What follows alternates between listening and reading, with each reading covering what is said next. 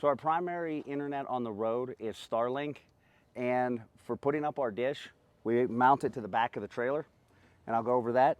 So this is a 5-section flagpole that we got from Harbor Freight. We had to take the bottom 2 sections off so that it would fit into this flagpole mount that goes right in to our trailer hitch.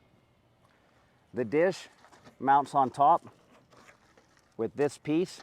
This was not from Harbor Freight. This was bought separately, but it's made to fit into this. The dish simply slides in, latches down with the latch that's already on the dish's pull. Then we just take the sections up, twist it to lock it in.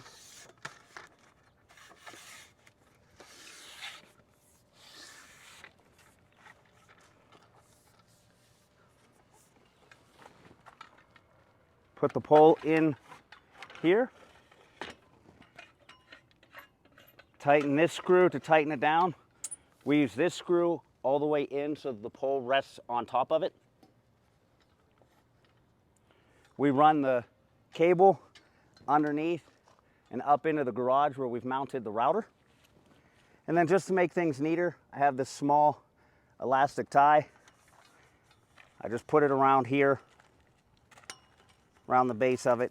Just helps keep the wire against the pole, keep it a little neat.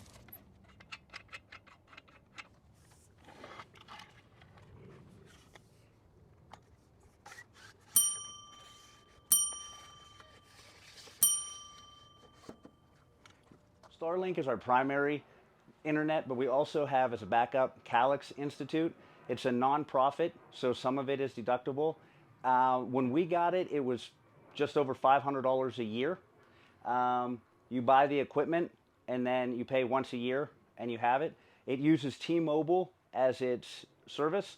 The only time we ever had any problems with it was we were in Key West during Fantasy Fest, and there was just so many people on the island that everybody with cell phones and cell phone service was having problems. But it works great as a backup, but Starlink just gives us a little bit more speed. That's why we use that as our primary. But this is a great secondary option for you for internet.